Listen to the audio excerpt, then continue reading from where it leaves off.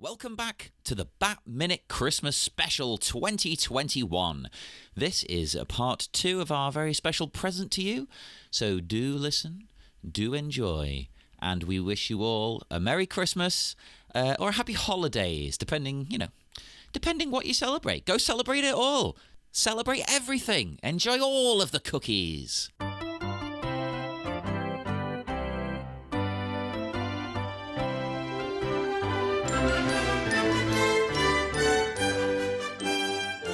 Well, after he unsuccessfully tries to get this doll again, and that's when we do the cookie bit.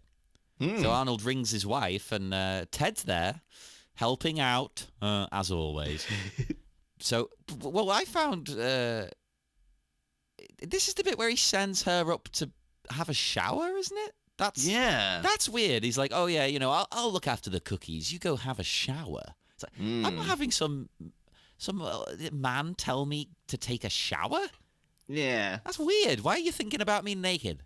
It's also I just felt a bit weird as well, because he's just like, look at you, Christmas Eve, and you're slaving over a hot stove, as if this was like the greatest thing that anyone's ever done. It's like, I think that's most families do that, man. Yeah, but this is how he gets in with these women, isn't it? He just, you do so much, you're so wonderful. I mean, what she's doing is great, obviously, because some people have parents who don't care.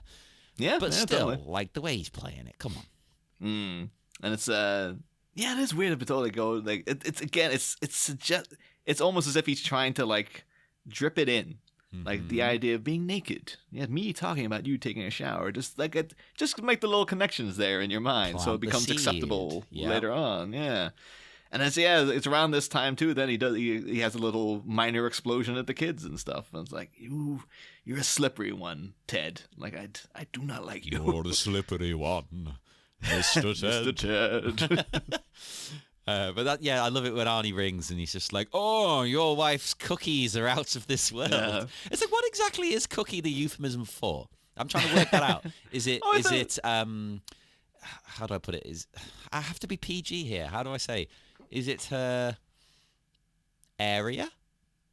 Is it her breasts? Is it her buttocks? I don't know. I believe because it seems to be singular. I took it to be the downstairs. Well, I agree, but he then pluralizes it. Your wife's cookies. Oh. Well, maybe he's going at both ends. Yeah. Who told you can eat my cookies? Which is great. It's like, basically, get off my wife. But it also is, too, because it's funny in that regard, but I feel this is where they truly understand who they have. Yeah. And they're like, if Arnold Schwarzenegger yells, put that cookie down, it's going to be funny because it's Arnold Schwarzenegger saying it. Because it's the voice. Yeah. Yeah. It's like, if Steve Martin saying that could have been minorly funny, but like Arnie saying it is like, no, it's a ridiculous statement, and it's made by a, love him to bits, but a ridiculous man. It's great. There's another bit I love as well, where Ted says, "Oh, I think she's in the shower. Should I go and check?" Yeah. He's like, "No." And I'm surprised Arnie's not flat out kicked his teeth in. He's probably doing this all year. Like, he's probably constantly doing this. That's all. I guess it is because, it's civilization. We live in a society, after all. Yeah. You want to be nice to the neighbor, especially because until he tries stuff later on that really crosses a line, it seems like Liz, she kind of likes him. Not in that way, but, she likes him as a neighbor. It's kind of like the early days of The Simpsons. Remember when, Marge kind of liked Flanders? Not in that way, but she just, tolerated him as a neighbor, and Homer really, really hated him. And that was always kind of like that dynamic died out altogether, after a couple of seasons. But it was always, that was the original thing, was Flanders was the perfect neighbor that everyone kind of liked, and Homer was the only guy who hated. Yeah. So maybe a lot of American men go through this. If you live in the suburbs or something, everyone kind of hates the neighbor because he's. But the thing is, we know that Ted's doing it as an act. Yeah. But it's kind of like he hates him because he's kind of doing what Howard should be doing. He's attending to the kids, and he is spending time with his wife. But it's false. That's the difference. That's the thing, yeah. But it's also a little bit it's kind of a double-edged thing where it's like, I know he's fronting about this. Yeah, which is even worse. But it's also he is doing what I'm supposed to be doing as well. Which rubs it in your face even more. Yeah. Yeah. Oh, Ted is just the worst. Like Ted. Ugh. Ted. Actually, I've just realised we've gone on about The Simpsons loads. This is like a Simpsons plot. It is, very much like a Why Simpsons wasn't plot, this the plot of the Simpsons film? That would have been good, rather than the plot we got. Yeah. Although I kind of like Bart in the Jake Lloyd position. It would be. Yeah, but Bart might want a new video game. He wants Bone Storm. And Homer's like, yeah, I'm going to get it. Yeah, it's fine. He doesn't. You can do all of this with The Simpsons. There's a lot of little things, though, like Howard didn't get the present because he was busy at work because he's actually doing his job, but Homer would be like, I just didn't get the present. He was at Moe's. Yeah, he's at Moe's. He just didn't care. Now it's horribly backfired. That would be great. That'd be so funny. And then you could, you could even have Moe could be the Ted. He could be sleazing on Mars. Oh, hey there, Midge. Yeah. I love what you've done with your hair.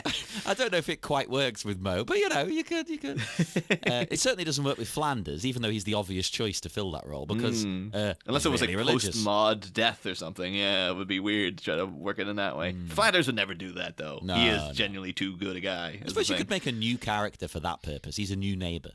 Yeah. I think they do have the other. Like, because Ruth Powers lives on the other side, right? Yeah, but you only ever see her in like 2 episodes or something. So you could have. They already had George Bush moving across the street. You can go like, somebody else moved in. Why not? Do it.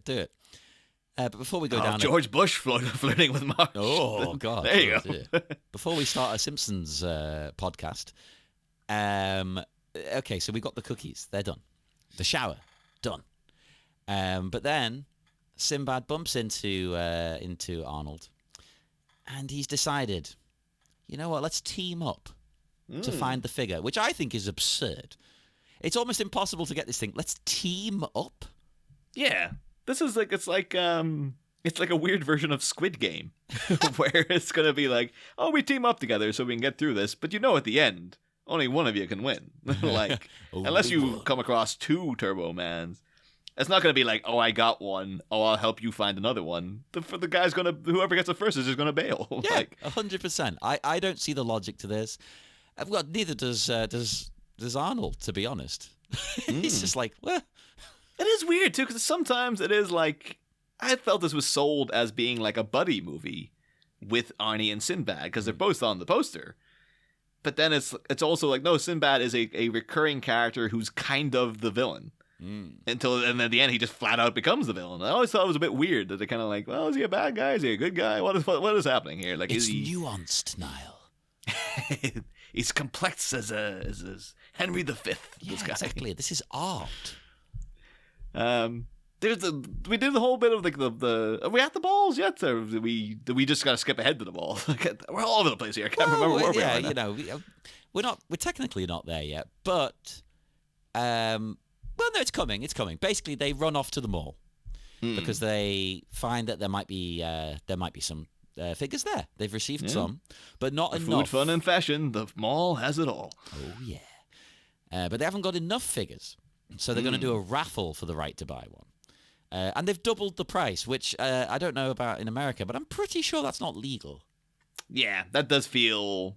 That also feels like it's a little knock at capitalism. Yeah. Well. Just be like, we supply and demand. Well, we got you here, and you're desperate.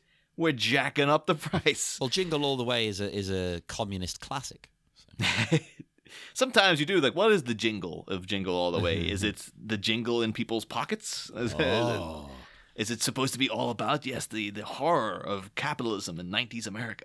It is. That's what it's about. I mean, at one point, in the parade, there's about 1 billion Santas, just proving the falsehood of Christmas. Yeah, all wearing weird latex suits, which I thought was a bit like, because latex is very like fetishy, so it's like it's sexy. Well, it's a crossover. It just so happened that the parade was crossed over with the Pride Parade. So yeah, I guess this is the sexual liberation Santas. Yeah, that'd be great, and there'd be the pups.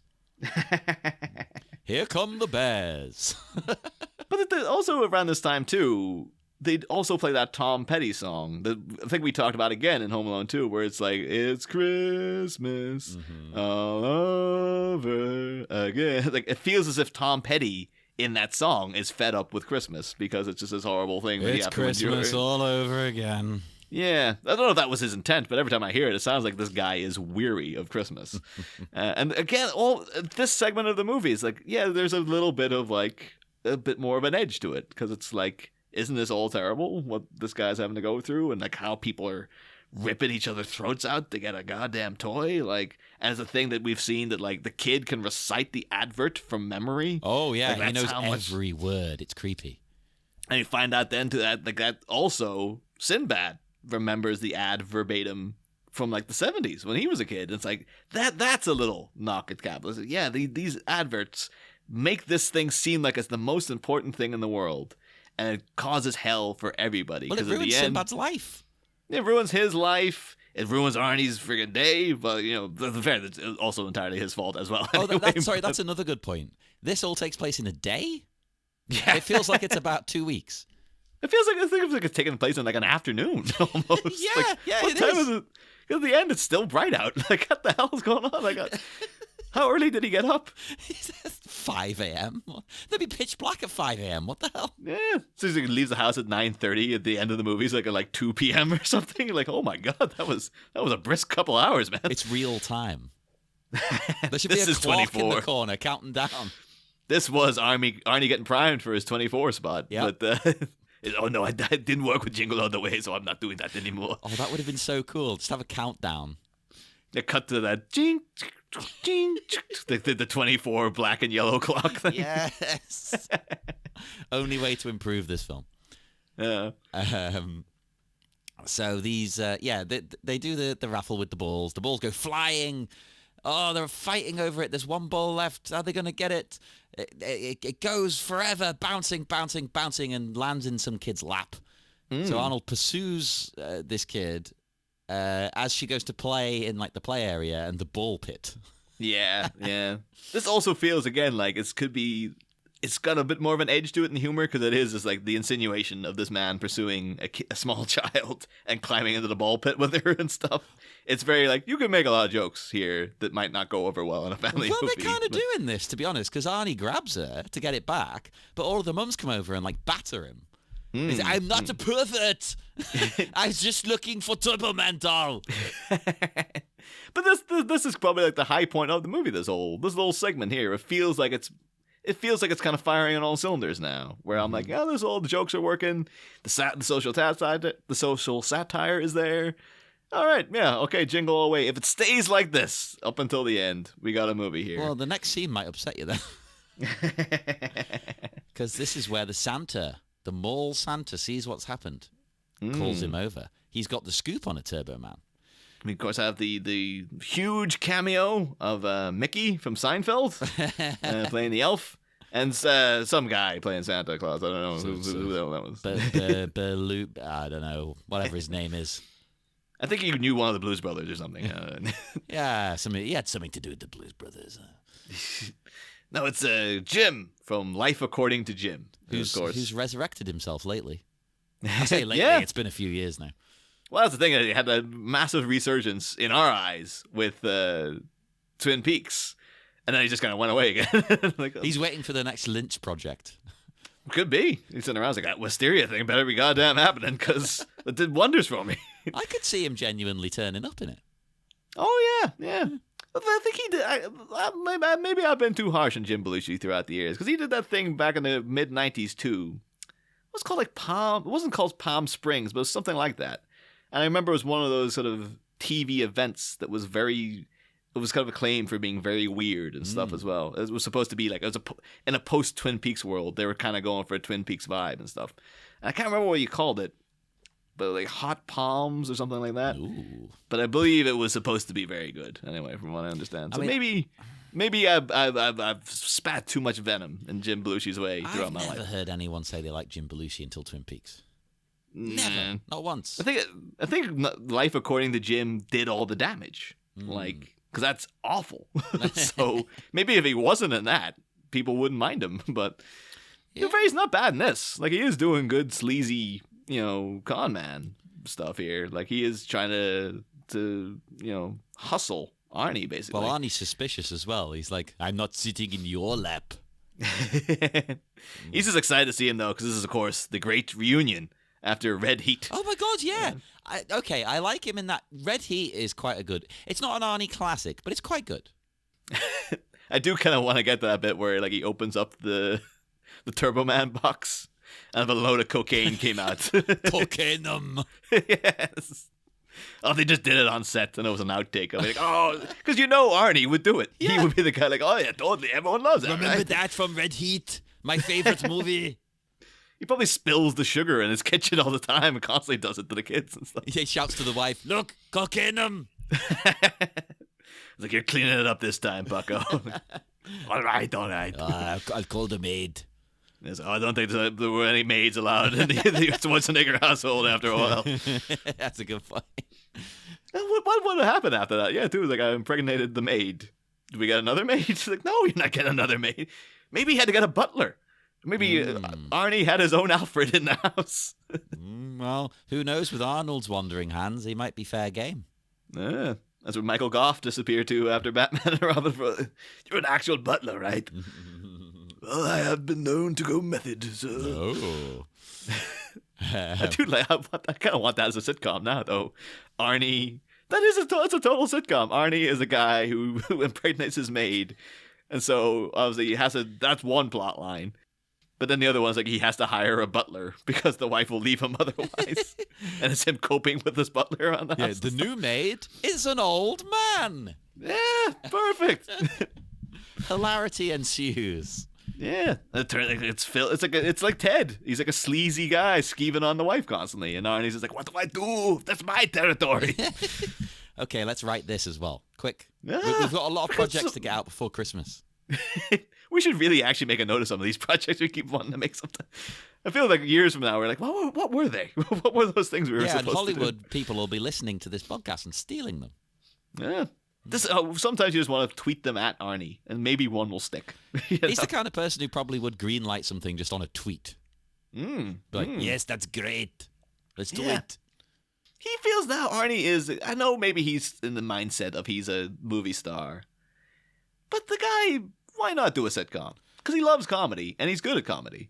No, he's the kind of person who will just do random stuff as well. He turns up on Reddit all the time. Yeah. It's weird. So it should be now, Arnie should be like, dude, you can't bench press your way out of things anymore. Probably like, more than I can. Well, yeah, honestly, yeah, totally. But he should just settle into like being like a dad in a sitcom or something. That is a sitcom in itself. Arnold Schwarzenegger is my dad. Like that's what you call it. There you go. Yeah. If Shatner's doing it, well, he did do it way back. I don't know if that show was any good. I think he did the TV version of My Dad Wrote a Porno, right? But like, even if it doesn't have to be good, Arnie, I hope it would be good. But you should go to Netflix or Hulu or someone and be like, yeah, this is a show, I'm the dad, and it's all about that. I also kind of just want, let's bring back the reality show, not the Osbournes now, I want the Schwarzeneggers. It's like Arnold and the kids and dealing with the ex-wife. Oh, again, God, it's so difficult. You know he'd be doing the catchphrases. Yeah. You'd be like, I'm tuning in every week to hear him say cocaine. I'm like, I know he's going to do it. It'd be like if Hogan Knows Best was better. There is a very Hulk Hogan... There was a Hulk Hogan flashback I had later on in this movie, actually. Oh, we'll get there then. It's coming up very quickly because, of course, Jim Belushi does lead him to this underground Santa ring. Oh, where they play Christmas in Hollis. Of course. One of the greatest of the Christmas songs. I agree, and I'm not even a hip-hop person, but yeah, love it. But there's another weird deleted bit where they also sing a cappella. That blew my mind. That is I understand why they cut it, but it's also like they're actually pretty good singers. Yeah, no, I enjoy it, but why is it in the movie? Well, it wasn't in the movie. Yeah, I don't know. It was Jim Belushi was just like, I'll cameo, but you gotta let me do a musical number or something. Like, and yet again, they were like, okay, record it, but we're gonna cut it. Yeah, it's like these guys were like, Arnie's never gonna see that Yardley Smith scene because he's never gonna watch this movie, and Jim Belushi's not gonna sit down and watch Jingle All the Way, so he totally got away with it. That's their Jingle All the Way, Jingle All the Getaway. Oh, but it's so, it's such an and the thing is too, it's not as if the movie. The extended cut is long. it's like an hour 30, and the theatrical cut's like an hour and 20 minutes, which is pretty short for a movie. Oh, So is it odd. 10 minutes long? It feels like it's about 10 seconds longer. Apparently, I've noted. This is all from I didn't go into exact looking at file sizes and stuff. But I've seen it just says in the normal Jingle All the Way, hour 20. This is an hour and 33. Yeah. And so that's 13 minutes. I guess you take off 3-4 credits or whatever. And the Yardley Smith scene, that's about a minute and a half. This song, about 40 seconds, maybe. Yeah, and there's only one other thing I can think of that was added. Yeah, I think maybe a lot of it might have been just trimmed dialogue, but then how you get freaking an additional 9 minutes out of that? That's nuts. That really baffles me. That's crazy. Listeners, if you know about that, let us know. Unless there was extensive post-credit scenes that we just didn't watch or something. No, I checked. I went through to see if there were post-credit scenes, and there weren't any. I was skipping through the whole thing. I went back 3 times to make sure. You said maybe I missed it. Yeah, that's what I thought. It's one more time, I'm gonna sit and watch in the black. Could have been 5 seconds long. So yeah. But I have a question about this place. So he takes him to get the doll that he knows is there in this weird warehouse with everybody in Christmas costume. Are these toys that they have here stolen or fakes? I just took it that they were all faulty. Like they're all the reject bin. There's that as well, yeah. Yeah, these are all the ones that fell off the back of a truck or were just sent away for being defective. But and then we can intercept this and make it our own hustle, basically. It maybe ties into what I'm thinking then, because I always thought they were stolen because he's got the dodgy Spanish Turbo Man. It turns out $300 he charges him for a foreign Turbo Man. If only it was the Austrian version. Oh, that would be nice. It actually has Arnie's voice. Yeah. Oh, this is even better than the American one. He will love this. Well, thank you so much. He's just smiling in the car on the way back and stuff. Actually, then again, Arnold seems to want to be American more than Austrian. That is true. He is very much like, I am a total American man. Yeah. My name is I am John. just a local merchant from this town. He definitely connected with the American dream and sort of abandoned Austria. But it's the side hustle Santas, this almost feels like this could have been a tie-in to the Fast and the Furious.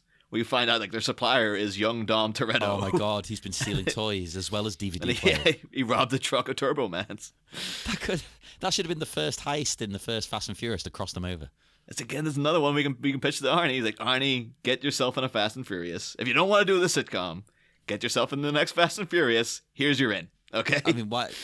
Hey, Dom, it's me, your long lost other brother. Why not? It's what ethnicity are this family? What's going on? Where are they from? Maybe they're all adopted. Because there's no way Vin Diesel is related to John Cena. No. At that point in the trailer, I was just like, sorry, what? They're brothers? But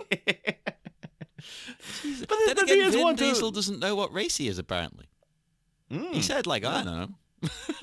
Fair enough. He said, I'm something. He is something. I'll give him that. But maybe there was a time, and now it's that's we're not teaming up with those dinosaurs, but that is such a modern franchise in terms of being it's got The Rock and it's Vin Diesel and now John Cena. It's this is the big action guy. Yeah. So why wouldn't they have gone get Stallone in here? Get Arnie. I think Arnie would actually fit. Yeah, he doesn't have to do loads of action. He could just do he could just be someone they go and consult with for something. Yeah, he could be the Kurt Russell. Yeah. He's a guy in a suit and alludes to his own action hero past. Maybe they need to go to Germany or Austria to do a mission, and he's the contact. Yeah, he's an old school street racer. You see, he's retired, but he knows the score. But he does this also. It's not. We're not in 97 where he can command 25 million as well. Even 25 million now might not seem all that much to some Hollywood stars, but I imagine you got Arnie for couple million, and he'd be probably happy for the exposure these days. I mean, people donate to the Patreon and we'll get him. Yeah. 2 million. That's the goal. I think, well, but what about the Coolio, the Coolmio we're supposed to be saving up for? Well, I mean, again, we can put it to the listeners. Do you want Coolio or do you want Arnold? It's up to you. Oh, that'd be cute. You think everyone would want Arnold? Of course, if we could get Bruce Lee by a seance, that would be that would be the real coup. But it's like, here he is live with us, Bruce Lee, just hearing the scraping of the Ouija board. It's like he's saying, "Very nice to be here." You know what? We should genuinely contact Arnold Schwarzenegger's people to say, "Do you want to come on the pod?" Oh, totally. What's the worst they can do? Say no? Yeah. Ignore it? We can bump a few people at the end of the movie who might want to know. I can't imagine he'd do more than 1 minute. But imagine that. So, sorry, Ricky and Ash. We're bumping you. Arnold Schwarzenegger's agreed to come on. Arnie could surprise you too. He could be the type of like, oh no, I'll do all 3. Like, you sure? He's like, no, I want to do the whole season. You guys could start again, right? Every week, just me and you. Arnie should do. Actually, no, because his commentaries are infamously like kind of terrible, but also good. I love him. In an age now where we've got like Jenna Fisher doing, doing a little podcast about every episode of The Office, and It's Always Sunny guys recapping, the show from the beginning. Arnie should just do a podcast talking about all his movies or something. Like, I guess maybe he did do. Oh, that was the most disappointing thing I found out though.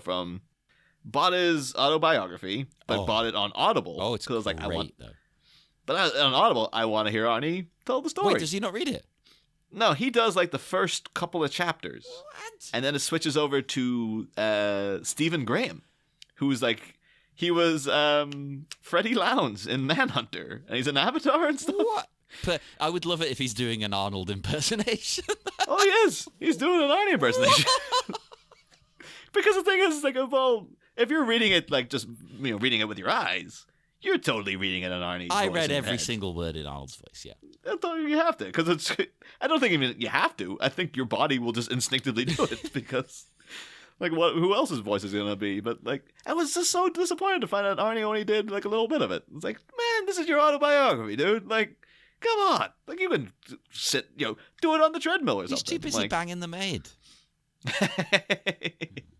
Or maybe that was the chapter he just didn't want to get to. I'll do all the nice stuff at the beginning, but I'm not getting to any of my misdeeds. Well, if you remember, as I've brought up on the show a few times, the book kind of glosses over it anyway. He literally just says, like, we grew close. Soon we found ourselves in the pool house. And 9 months later, a child was born. It totally wasn't my fault, though. It did. But anyway. It just happened. I don't know.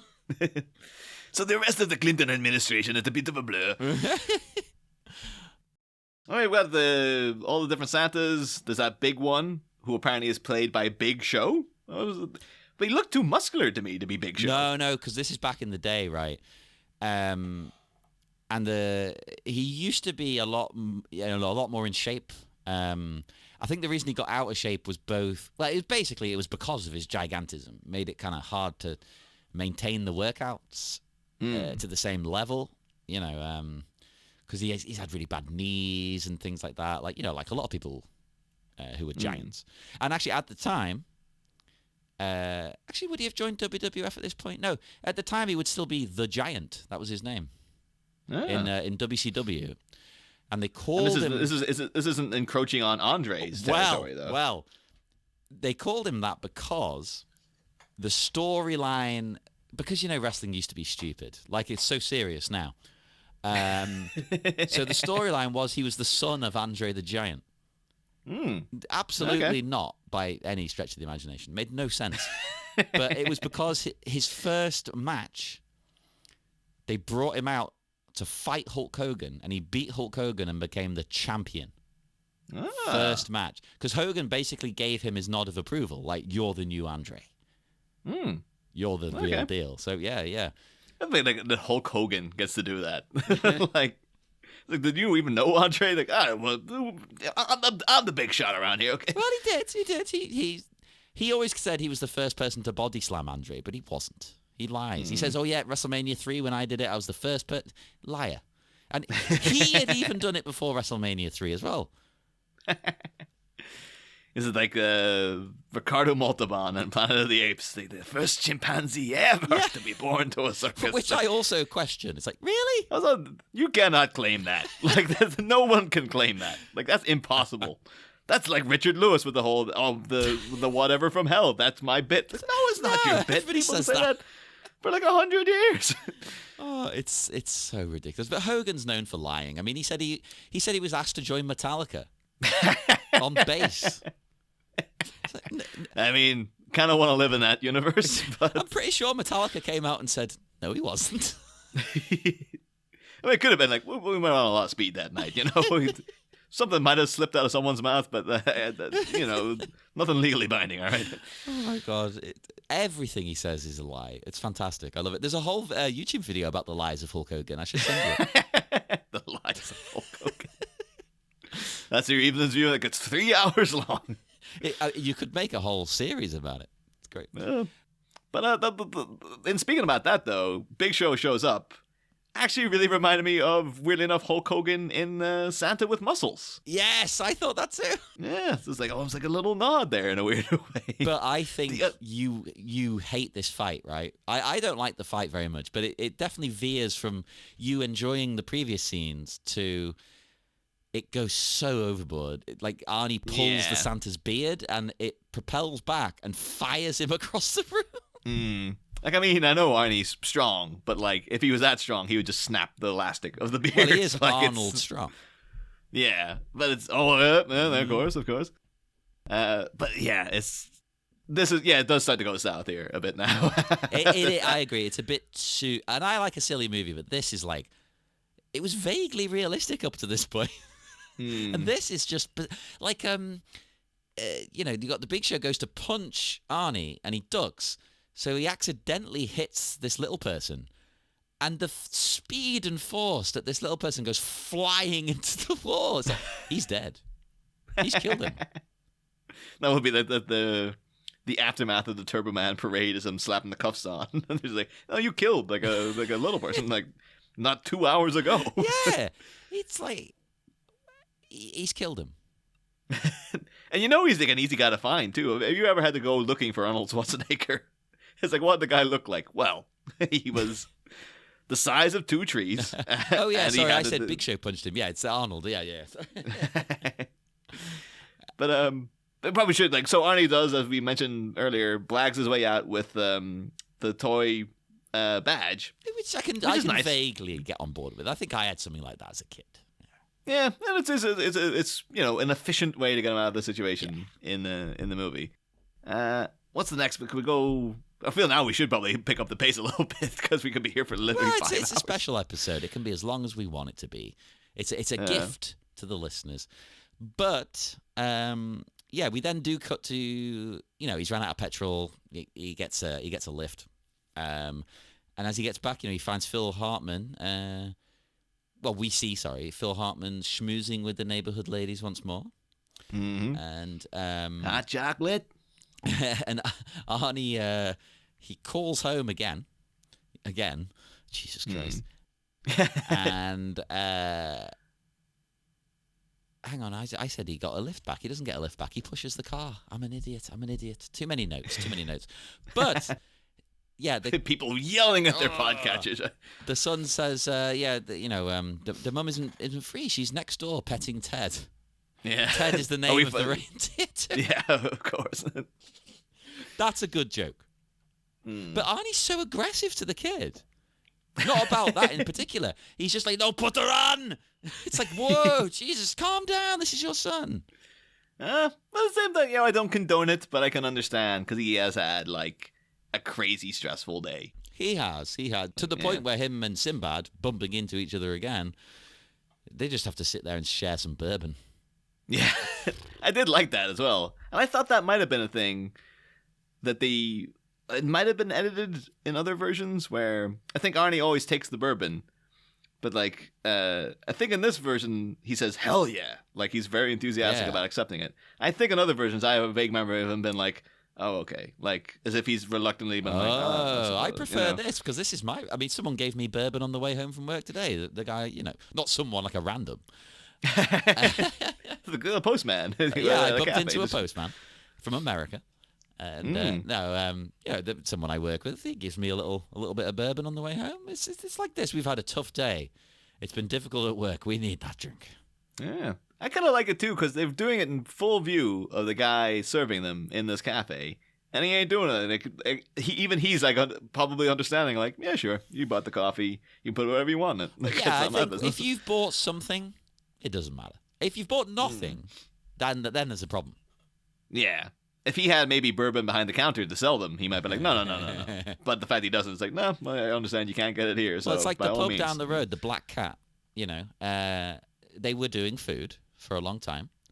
And the last few times I went in, I was like, oh, is the food still on? They're like, nah. I was like, oh, God. And then I was looking at the time thinking, it's early to stop the food. And the last time I asked, they were like, yeah, we're not doing it anymore. I don't think it's ever coming back. You can just go next door and buy a pizza if you want and bring that in. I was like, okay, yeah, give me a sec. Yeah, no, fair enough. They didn't mind because they knew I was buying a beer. So Yeah, I suppose if you're in there actually getting stuff, then probably unless you're like stinking up the whole place, then maybe potentially like really if you brought in like fish and chips or something that actually left an odor, maybe they're complaining then. maybe But, I don't think they'd care. yeah. So I get it. Yeah, they've had a tough time. They want to share some bourbon. And I like this weird rivalry / friendship that they've got going. Like 1 minute they're friends, the next they're fighting. This is why I kind of like Sinbad in the movie, because he is like, I feel he is always very genuine when he tries to, be friends with Arnie. He's like, no, we can be cool. It is just then like the dire straits of the situation kick back into gear, and he's just like, oh no, I will literally yank your ears off to get ahead of you here. Like, Well, he loves his son. it's weird we never see Sinbad's son the whole movie. You should at the very least see him when Sinbad gets arrested at the end. Yeah. Let's find out he's like 32 or something. Oh, that would be hilarious. He's not a kid. He's Although at this point, like Sinbad himself might be like, we're always assuming because we grew up with this movie. Oh, he's like a middle-aged man now. he's probably But, like our age. I'm just surprised it turned out. No, he's like 25. Like what? Oh my God. Oh, that would be so upsetting. I have to look up actually now. So this came out in '96. Sinbad, where are you? Fingers crossed he's 45 minimum. Let's see. Born 1956. So yeah, just bang on 40 thereabouts. So okay, we're safe. We're safe. he's We're not as old 40 as Sinbad. Yeah, but I'm 35. That's only 5 No, years. well, it probably started filming when he was 39. Oh, that's even worse. Ah, Jesus. that means now you have only got a couple of years, John, to have a kid and then potentially disappoint him in Christmas If time. I had a kid, I would disappoint that kid. So it's fine. I'll do it deliberately so we could have a life like this film. Well, can I be the Ted in the scenario? As long as you don't touch my cookies. I'll lift those cookies up as high as I want, John. Put the cookie down! But yeah, over here now, there is a radio competition to have a Turbo Man doll, and you have to name the Santa's reindeer. And this is when I try to name them, I'm always thinking of Arnie reciting them. Yeah, But I can right, always- that's the only way I know any of them. I actually find it really hard to remember these things. I was doing with Killian the other day, where I was just like, we're going through, but then because he's 4, he was just making up reindeer. Then and I was like, no kid, that's not a reindeer. All right? Batman! yeah. But then because Arnie's saying it so fast, I kind of miss. So it's Dasher, Cupid, Donner, Blitzen, Comet, Cupid. You said Cupid twice, you've missed Dancer. Oh, there they go. Dancer. Oh, you see, you can't do it. Dasher, Dancer, Donna, Blitzen. Mm-hmm. I'm lost now. Comet, Cupid, It's Jim. that's Dixon. why it's genuinely. I mean, in this day and age with mobile phones, with the internet, it's not quite as hard. But I think it's genuinely a good quiz question to get people to solve really quickly. Yeah. Because it's hard. It's harder than it sounds. There's one of the Christmas classic that I watch every once in a while with Spencer Tracy and Katharine Hepburn called Desk Set. Oh, I've not seen that. It's great. It's only at the end of it set to Christmas, but like it's technically a Christmas movie. Yeah. Katharine Hepburn works in an information desk because it's filmed in like the late 50s, and it's basically people phone up this entire office full of women who just have like encyclopedias and a whole library behind them and just convey information. And they have at the Christmas party, they're constantly joking because like every single person ringing in is asking the name of Santa's reindeer, and so they all know it off by heart, just like Arnie does here. And the crux of the scenario is Spencer Tracy's come in to create this supercomputer that that they think is going to take their jobs, but it turns out at the end he's actually like a nice guy, and the computer was only designed to aid them, to make their jobs simpler for them, but we would require them to run the computer. Basically, is the pitch. It's a really good movie if you're stuck for if you're fed up with the diehards of the world and you want something new to watch this Christmas. Desk Set with Katharine Hepburn. Okay, I'm up for that because as much as I adore Die Hard, I think people going on about it and that whole the jokey argument, is it a Christmas movie? It's every year now. It just gets to like no. I'm sick of it now.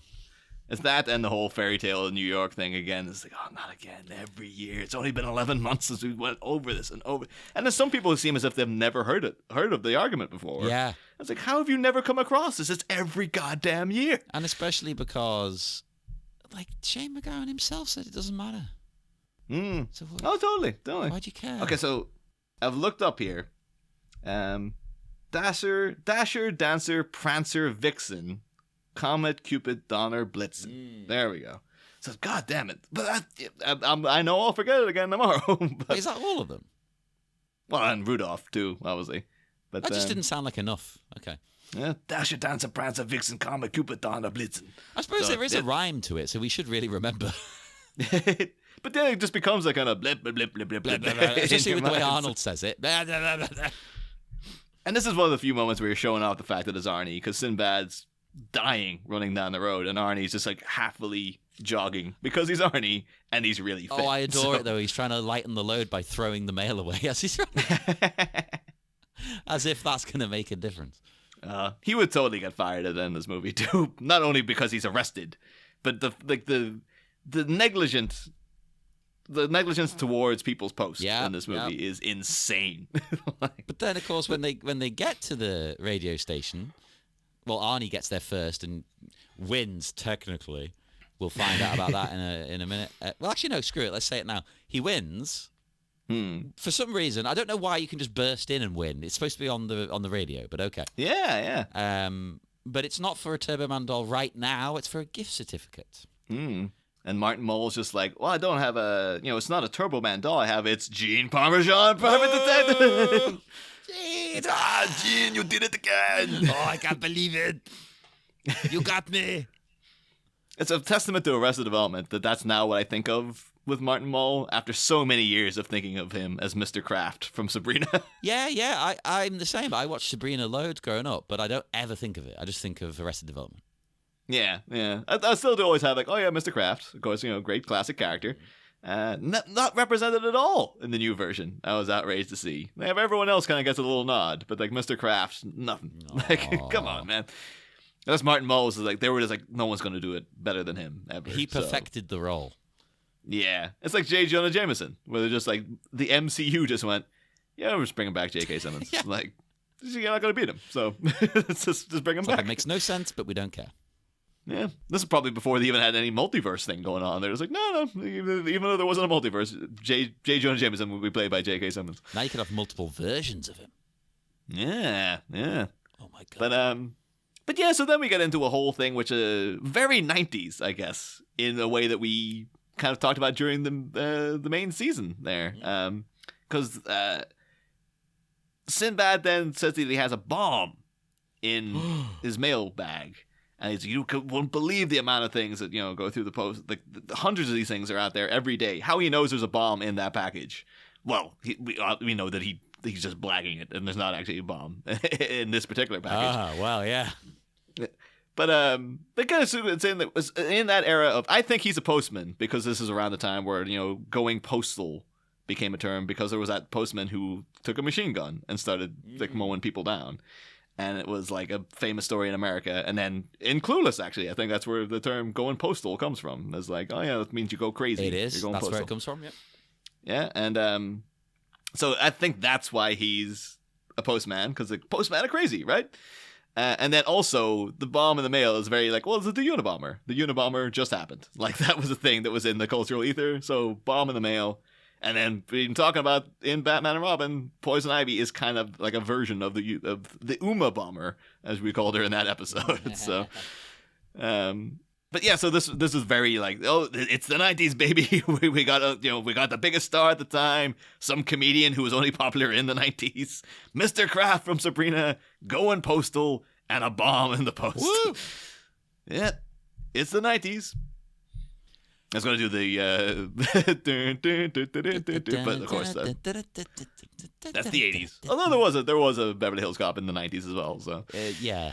Do we want to remember that? No. But yeah, so it turns out then that Sinbad was faking that one, and there's another scuffle, and then that cop pops up again. Old cop, and then Sinbad pulls the same trick. They both get away, and this is the thing. It's like, I don't mind the cop coming back once, a la Johnny Dangerously there, because I really think they ruined this joke where Arnie runs out because the cops is like, gentlemen, we've been duped, and just like, I was 10 years in the Bob Squad, I know what I'm dealing with. Rips it open, and Arnie's outside, and there is an explosion, and it's like, oh, that's actually like a funny joke that the bomb was in there. It is, but at the same time, yet again, that's where it veers into it's a cartoon, because it doesn't kill anyone. Well, that's my problem. The bomb going off, fine, that's funny to me. Cutting back, yeah, and the guy looks like Wile E. Coyote, and the other guy's like, how many years in the bomb squad? And he's got nothing on. It's so kids go, oh, he's okay. Yeah. Whereas I think it would have been funnier. Again, maybe there was an original script where it's like, no, that killed the guy. Yeah. Like the bomb got him. That's Greed it's and a dark capitalism killed him. Yeah. So I'm like, that would have been a funny joke if the cop had died. Like, hadn't wiped out that floor of cops and friggin' Gene Parmesan there. Like, it would have been funny to me. I agree. Because it's a movie. It's a dark comedy, man. But I also get that, like, you don't want to do that in a kid's film. Yeah. But there is also as well where it gets to like, the cop appears again later on. It's like, they didn't give him the day off when he got blown up in a goddamn explosion. Like, and he also gets like burned with his friggin' coffee. It's like, what else does this guy have to do to get a day off? That's a good point. Like, you'd be like, hey, just take the afternoon. But Arnie then, he goes back to his house, driven by a lady. I think this was an extended scene too, him talking to this lady in the truck. And according to the IMDb, that woman is the first wrong Sarah Connor in The Terminator. Oh, I didn't know that. Oh my God. I don't know it either, just until literally before we recorded. I was like, oh, that's a fun note to know. Arnie's like, that's my best friend. It's either that, or Arnie's like, I have no memory of this woman ever. And she's like, don't you remember that day? He's like, you were like Sarah Connor. He's like, I remember saying Sarah Connor, but I don't remember that. You say, oh, yes, I remember. Turns to his friends, I have no idea. I met a lot of Sarah Connors in that movie. I meet a lot of women. But of course, then also sees Ted through the window trying to put the star up on top of the tree, but of course it's a misunderstanding because Liz says like, no, that's Howard's territory, you can't do that. And then he does go into full on like, it's a real asshole move. Like, I'm going to go in and steal the neighbor's Turbo Man. Because that's pretty much like, yeah, man, that's villainy right there. Yeah, I mean, that is kind of the point, is that he goes too far, doesn't it? Yeah. And it all goes wrong. It reminded me of like one of the darker jokes in the very early days of The Simpsons, where I thought it was there's that one where Homer, back in the days before they really knew who Homer was as a character, when he was like really straining to keep his job and stuff, and he was really dead broke, and he goes and breaks Bart's piggy bank. Yeah, I remember that one. But like, the joke is, it is a funny joke, but it's also really depressing. Where he's just like, I can't believe what I've become, and just for like 99 cents as well. Like the joke is that like if there had been actual money in there, he wouldn't have minded. But it's the fact that it was only 99 cents. And of course he goes in. I think he goes to like the fridge, and they've got a cake for him. Was like, "We love you anyway, Dad," and he just flings it over his shoulders. Like, I need money. It's like, this is funny, but this is really like this is really dark for like early day Simpsons, man. It is pretty dark. I like that about The Simpsons. It used to be. I mean, it's got a bit more goofy, a lot more goofy, but it at least was grounded and quite serious at times. But of course, then Arnie goes in. Fair to Ted, good wrapping job on the present. Oh, I fully believe he paid for it to be wrapped. Actually, yeah, probably done in store. I'd imagine, and it's the official definitely. paper and everything, which kind of tips you off as to what's in the present. But never mind. Actually, yeah, totally. It's one of those weird ones too. Like you graze that box, it'll sound off with the catchphrases. Yeah. Usually it was like a little hole in the plastic that we'd have to push the button, and half the time it didn't even work then. So, I don't know what kind of friggin' hair trigger voice activation this thing has got. You know what it'll be? Someone will have pointed out, well, how does he know it's not a booster? Oh, well, he has to hear. Okay, fine. But then we get Arnie's altercation with the reindeer, which is, I don't know how I feel about this, because it's like, it is cartoony and it's a bit too silly, but it's also like, it is pretty funny. It would be funny if the reindeer didn't act like a human. Like, basically, the bit we mentioned earlier, a call back to something else, I think is what you were alluding to. In the scuffle with the reindeer, he full-on punches it in the face. Yeah. It's like Conan, right? Yeah. With the camel. And Conan, too. It was such a beloved joke with the camel. They brought it back. And Arnie, once again, you know what's really funny? When I punch animals in the face. It's great. He pitches it with every movie. Next time I'm punching an elephant. He's like, you know what happened in my career? They stopped letting me punch animals. When he punches it, though, this is my problem with the reindeer. It acts like a man. It goes like, I can't even do the noise. It's like, it's like groaning. It's like, what? That's what I kind of like about it, though, because then Arnie's like, hey, you started it. It's like, as if him and the reindeer have come to some sort of understanding. Well, they do, because he ends up sharing a beer with it. Yeah. It's full on, he's just getting out six-pack there in the middle of the day. Hey. To be fair, it is Christmas Eve, so most people will be like, hey, it's Christmas. Well, hang on, he's already had some bourbon. And then he's had at least a beer, possibly 2 beers.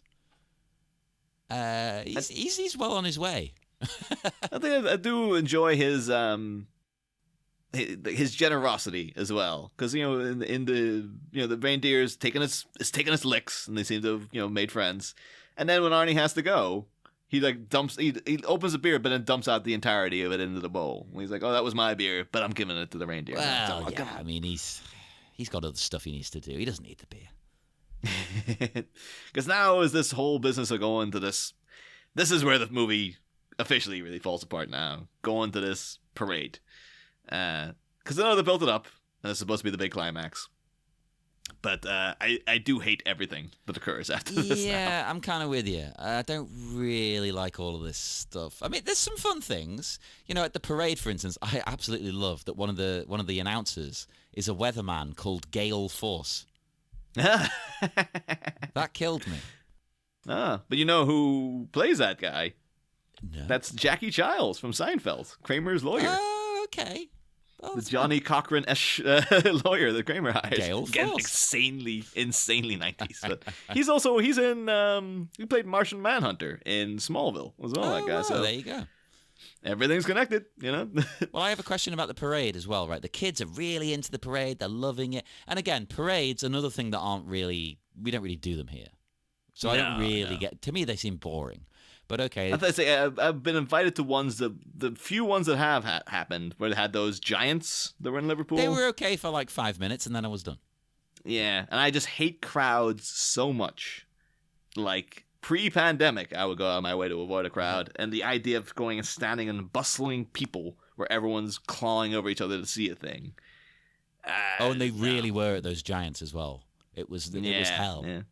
And there's always those big, like, the light night displays and, you know, the friggin', it's all, you know, Guy Fawkes celebrations of people going crowding into parks to just gawk at something. Nah, I hate it. It's not for me, man. It's not for me at all. I think I would watch a parade on TV. I'd probably get bored as well, because it's just like, here's people in costumes. I was like, I could be watching the actual thing, you know? Yeah. like some guy dressed up as a box of crayons.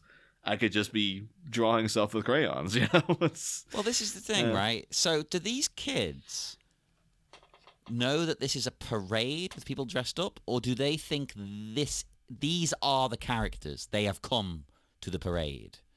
Well, there's always that little bit of confusion, I feel, where, like, you know, Killian, he's now met Santa at his nursery. But you're also, like, you don't want to kind of poke the bear too much with it, because it's like, do you think that's the actual Santa or what? As a kid, I thought it was the actual Santa.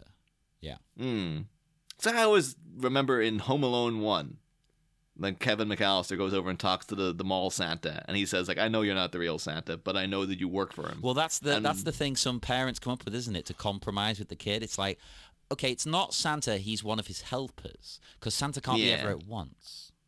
See, I think when I was younger, I wouldn't have believed it was the real, particularly because the Santas around here were terrible. But I don't think I would have, because it would kind of rob the magic, too. The idea that, like, you've seen iterations of Santa, but you've not seen the real Santa. Yeah, that kind of makes it even more mystical. Like. Yeah, it kind of, because, like, you know, for all you know, Santa doesn't look like that at all. Like, he might look completely different if you saw him in real life. But yeah, so all the hype, though, of Turbo Man showing up to this is like, well, you know, it ain't. You must be aware that it's not the real. You know, the Turbo Man's not a real person, right, kid? Like, I know you're 10, but no, I think even at 10, I knew what a TV show was. I think it's that weird middle ground where, you know, it's a TV show, but you're not quite understanding acting. It's a strange middle ground between a child and, you know. So I don't know. I think he thinks it's Turbo Man. Yeah, of course we could get. It is kind of a moment of, again, if it was more of a biting satire, because it's showing you all these heavily merchandised characters, like the Turtles are there, and Paddington Bear is there, weirdly enough. Who I assumed was long gone at that point. He doesn't really come back until we get those movies now.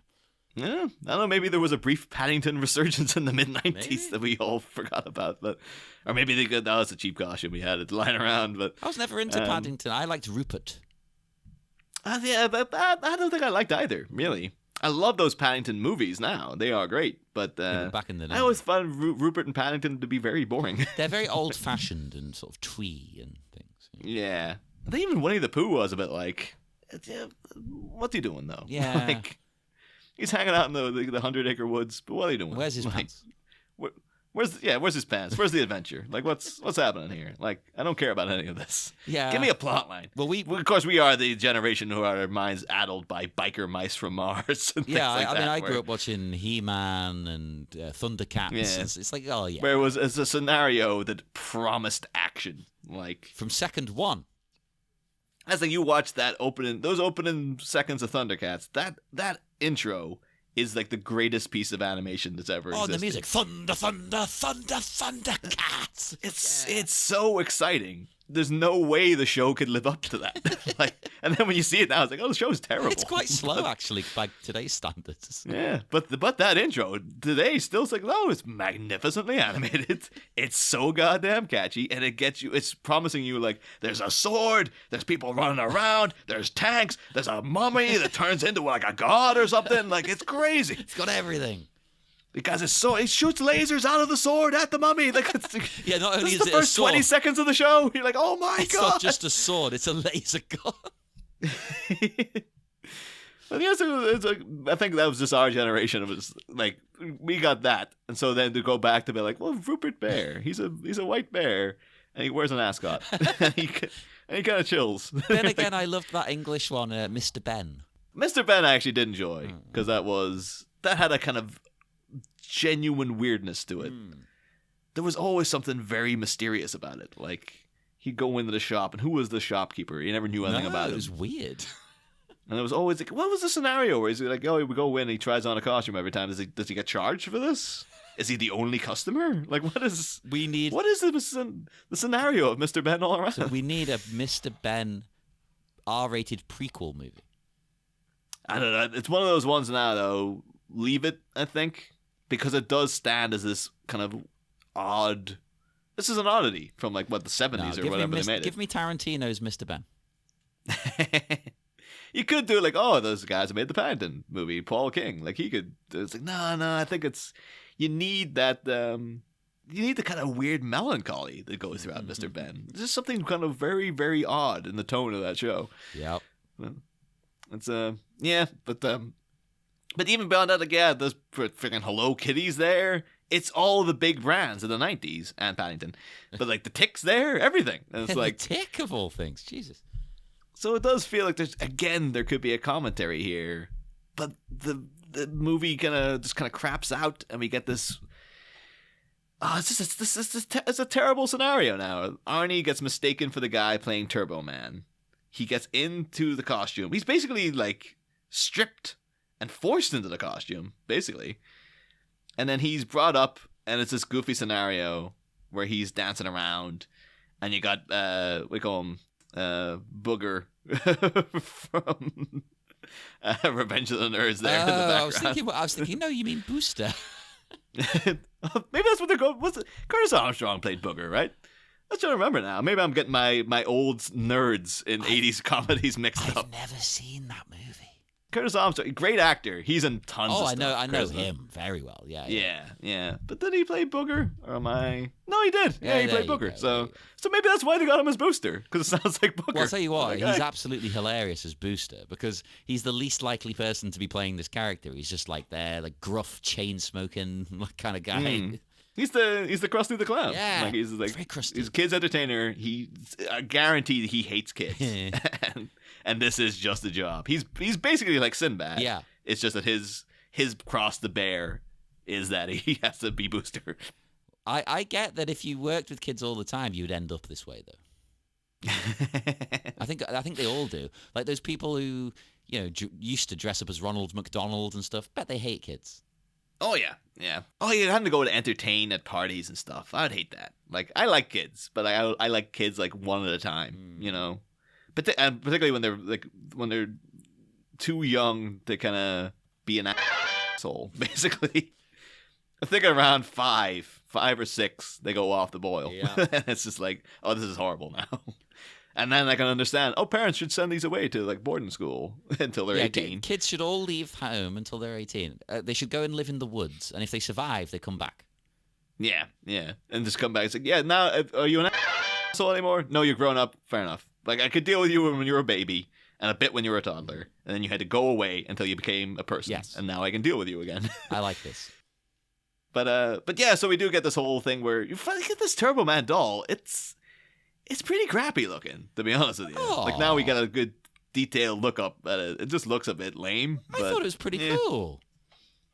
I know you can buy them, John. Now apparently they are. Didn't they just release them in America in like some... What shop was it? Was it Walmart or Target or one of those? I don't know. Yeah, so you could maybe that'd be my Christmas present to you this year, and I'll have to like film me going on wild escapades to try to get it and stuff. Oh my god, yes. In fact, live on air, let's eBay. Right. Let's see. I feel like the company should have claimed that they made Turbo Man dolls, and then when people went to buy them, they were like, "Oh no, they're out of stock," and then been like, "Oh, we've got one. If you want to go down here to get it, though." Oh, here we go. Really, really make people jump through hoops for the thing. Oh, you can bid on one at the moment with 19 hours left. It's currently on £44. If you want to buy one outright, no bids, $98.99.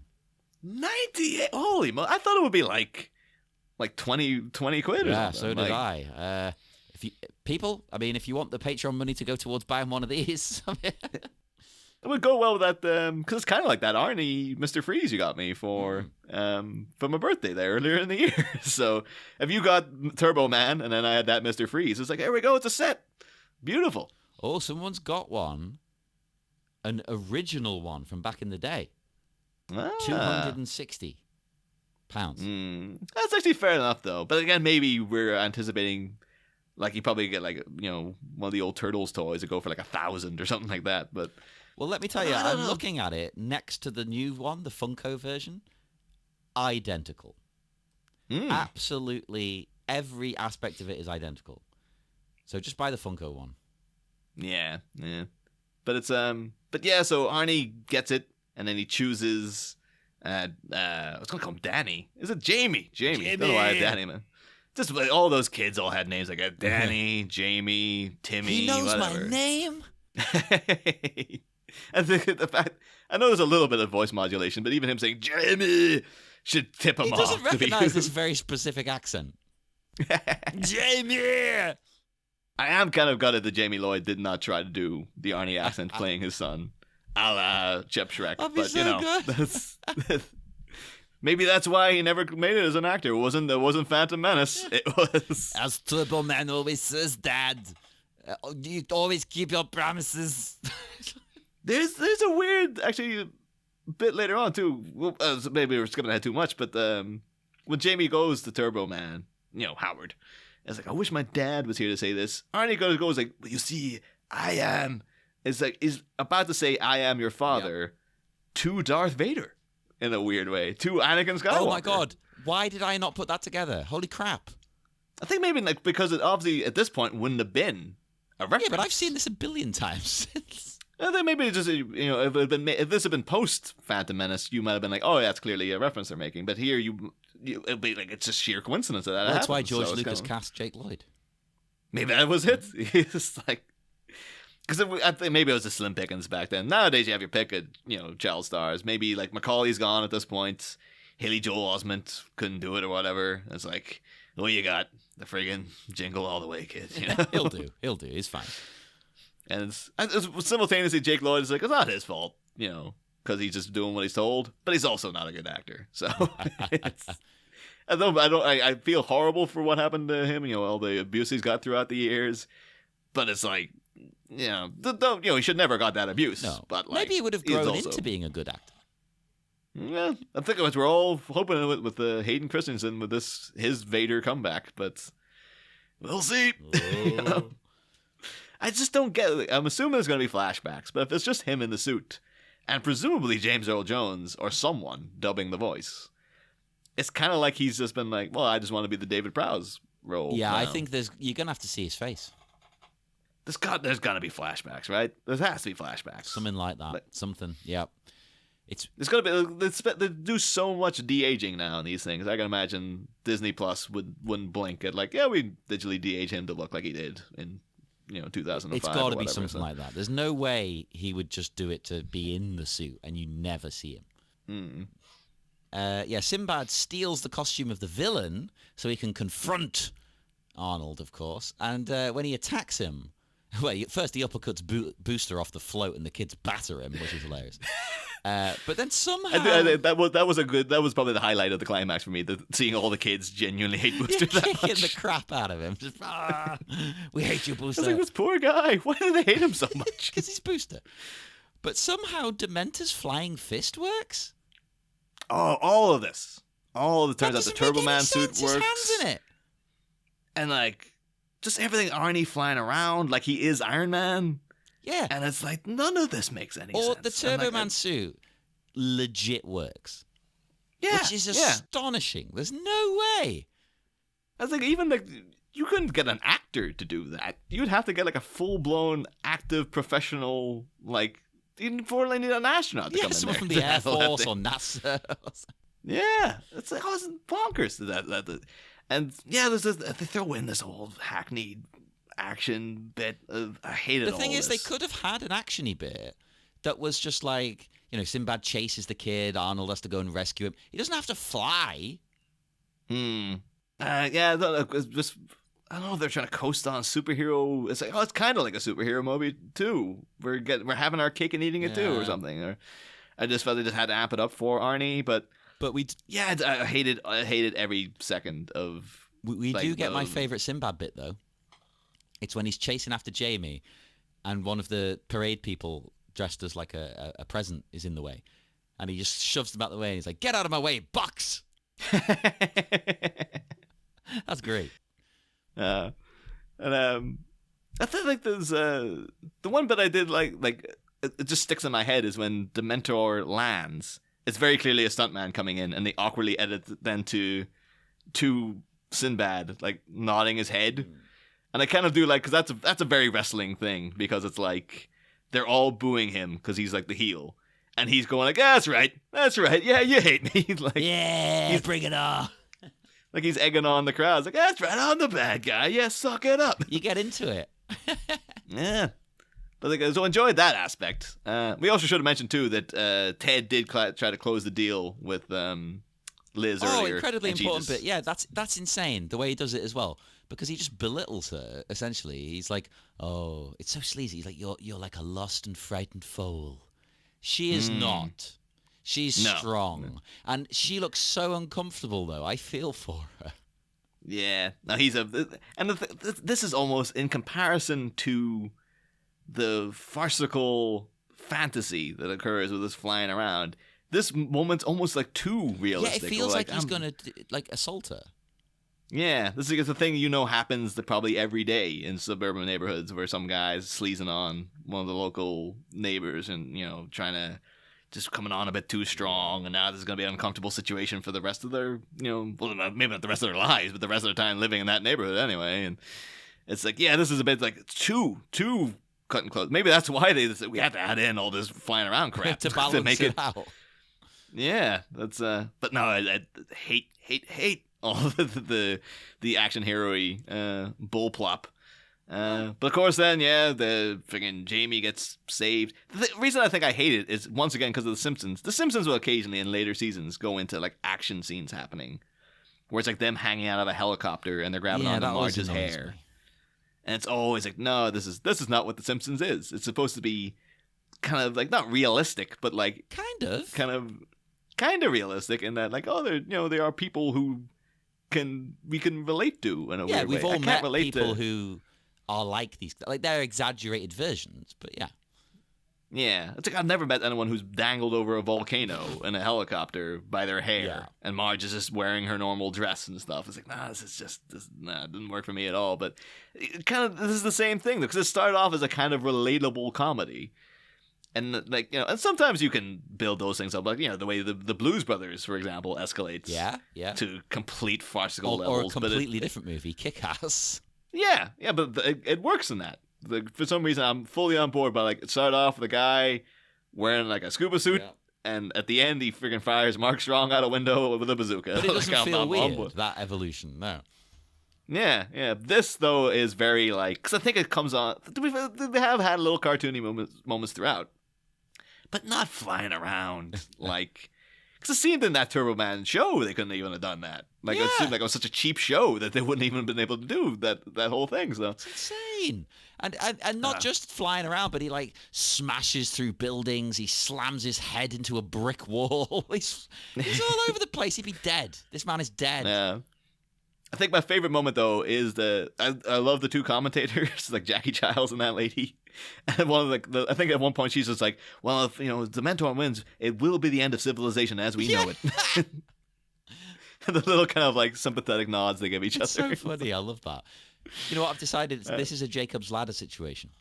As soon as he gets in the suit and flies in the jetpack, he dies. The jetpack just blows up on his back. Blows up and he's dead. And this is all like in his mind, kind of in his last moments. His dying thoughts. It was as if like, oh, I would have got that Turbo Man to Jamie, and he would have loved me. Everything would have been different. Oh no. But then so we do get this thing where, of course, Jamie doesn't recognize that it's his dad, even though, I mean, come on. How many big Austrians are there in town? And so he gives him the toy, and then Jamie opts to give the toy to Sinbad. As he's, again, though, getting hauled away in handcuffs, I'm pretty sure he's not going to get to keep that toy. No, they're going to take it off him, right? But maybe at the very least, they'll take it off him and give it to the kid? Because I assume they'll have to give his possessions to his family. This was the thing as well. I always misremember the end of this movie. I always remembered that Sinbad got the toy he wanted in the 70s somehow. Oh. And I don't know if I'm mixing it up with the Santa Claus with Tim Allen. Yeah. Because Judge Reinhold's he's the kind of hateful rival guy in that. That's also a movie where a guy neglects his kids up until it's too late, and then he's kind of forced in a farcical situation to bond with them and stuff. But I think at the end of that, Judge Reinhold does it. He ends up getting. He doesn't believe in Santa, and then Tim Allen gives him the present that he wanted when he was like 3 or something like that. But for some reason, I always remember that. Much like the whole Mandela effect with Sinbad, where remember people always thought he was in a movie about a genie called Shazam. Oh yeah. But they're actually thinking of Kazam with Shaq. Yep. Maybe there's a weird Mandela effect with Sinbad with me. It's like, I thought he got the Johnny A7 gun or whatever at the end of this. And it's like, maybe Sinbad just has a weird aura coming from him where you misremember things that he's in or something. Again, tying into that, It's Always Sunny, where like they thought they were in a mental hospital with Sinbad. I'm like, no, it was like some derelict factory or something. Oh my god, yeah, there you go. You've hit the nail on the head. You've discovered some weird. He is Sinbad of the Mystic or some kind of. He's like an alien. But his like the septo ray is on the blink or something. I love it. But yeah, I don't. So what the message at the end of this though is like, the consumerism didn't win because the kid loves his dad for who he like because he is. He says, "I got the real Turbo Man right at home." That makes me but laugh. It's like no, you don't. Well, that's the thing too. It's like, well, your dad's not going to do this all the time. Like, you must know he's not actually Turbo Man, and so you're just going to go back to square one, I guess. Yeah, maybe. Like the dad hasn't really learned too much as well. Yeah. He's not going to get keeping the suit. I'm assuming it's a functioning rocket pack. Maybe he's allowed to keep the rest of it. Millions. Maybe he can keep all of it but the rocket pack. And then Liz will say, could you wear that suit? I thought that's what she was going to ask in the final scene where she's like, "What did you get me?" I thought she was going to be like, "Could you put that suit on?" Oh, that probably might. I don't know. I do like I just want that zoom in on Arnie at the end. But her saying that actually would have been a nice note as well to end on. But yeah, but just so things would go back to normal unless the parade people, because they did just force the guy into the scenario, and he could have killed himself basically. Maybe the Turbo Man people have to pay out like a load of money and like they're millionaires at the end of this, even though they look like they're doing pretty well already, quite frankly. But and maybe they gave me a Turbo Man suit and the doll or something like that. But maybe like a replica because he helped. Yeah, it's possible. It's possible. I can buy it, but you don't have the real Turbo Man at home. It's still your dad. He's not Turbo Man. And you're also going back to I feel like some scenario would have been that like. Maybe if he had got horribly injured and the toy broke, and then at the end he's like, I've let my son. But then Jamie realizes how much he loves his dad, and he realizes like how much he would miss Jamie, how much he already does miss Jamie. And it ends with them in the hospital where he's like, I don't need the toy, Dad. I just need you. That would be an ending where it's like, yeah, the toy doesn't matter. But this kind of feels like, because he gives the toy to Sinbad, so it does kind of matter to somebody. And he also is like, I got the real Turbo Man at home. It's like, but you don't. No. Like it's just gonna go back to your dad. Everything's gonna go back to normal. So what's the point of this ending? It's very weird, but you know what? We're making fun of it, but I absolutely love most of this. Even though it's stupid, even though it's silly, even though the ending's dumb, I just have such a good time watching it. Yeah. Well, the addition of apparently it was a post-credit scene originally, but is now bumped up to before the credits. The original ending just at the parade is like, oh, that's bad. That's a bad note to end on. But they would have completely won me over had they retained so what did you get for me? And just the zoom in on Arnie. Like, it's just gold. Yeah. Like, that man's face is like, you zoom into his face at any time, it's going to be good. And he knows what movie he's in. He's acting it right. Yeah. Although, like, how does he get out of that situation? It's just like, I didn't get you anything. Yeah, basically he's in the doghouse again. Oh, typical moody woman. There's no way out of this. It's just like, we should have realized I am an incredibly neglectful husband. And I've been very busy with the Turbo Man. It's setting up a sequel. Like, the sequel is literally going to be set on this Christmas morning as he goes out to buy what? Just de-age all the characters. There you go. Make it now. One thing, even Christmas Day, the shops aren't even open. Like, what's he gonna do? Hence the difficulty of his mission. Yeah. But yeah, that was Jingle all the Nearly way. 3 hours long, talking about literally double the length of the movie. Double the length of the movie, baby. Double the length of the extended cut of the movie. This is Batminute extended cut. I hope you enjoyed our chat about this movie, which I had such fun talking about it, and I have fun watching it. I watch this every Christmas. Every Christmas. And I don't watch it on TV, Niall. I go out of my way to watch it. You rent the cinema? I do. Just for me. I don't allow anyone else in. Don't want the riffraff in. No. Some guy's like, Daddy, they're showing Jingle All the Way. No, it's a John Parker screening, so no, nobody else is getting in there. I need privacy when I'm putting my hands on, people's wives' cookies. So put that cookie down. No, give me the cookie. Anyway, go and enjoy your wife's cookies, listeners, or your husband's cookies, or enjoy everyone's cookies. Enjoy each other's cookies.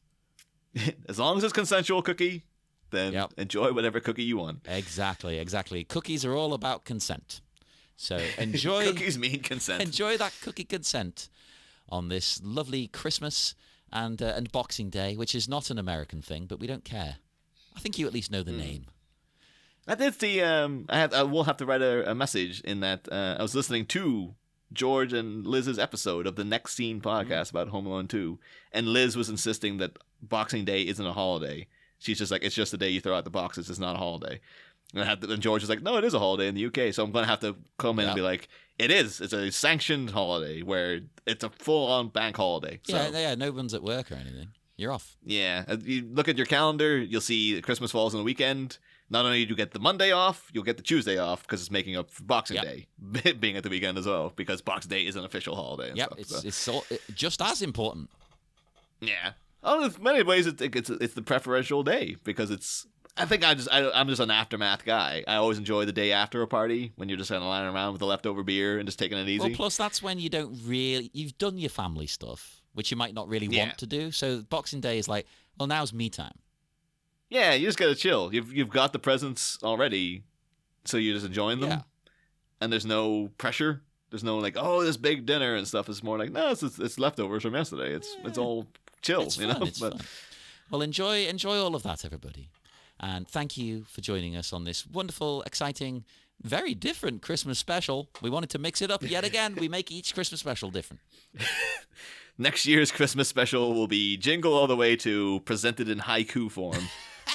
Hey, you've promised it. It's happening now. Get writing those haikus now. You've got a year. So, yes, do join us again next year for more exciting Bat Minute Christmas fun. Put the cookie down. No. Last year my baby got me a Game Boy. I still haven't taken it out of the box. Oh no. My family still get me the same toys. They might as well be buying me rocks. Oh yeah. Every year I send the same list. First class to Santa's house. Every year I feel a little more sick at the way Santa's messing me about. I want girlskin shoes and a boyskin hat.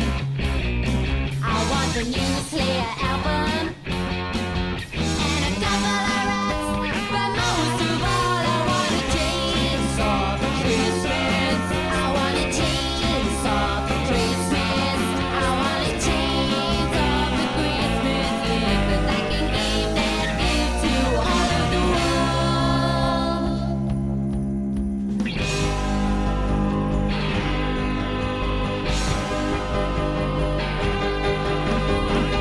I get the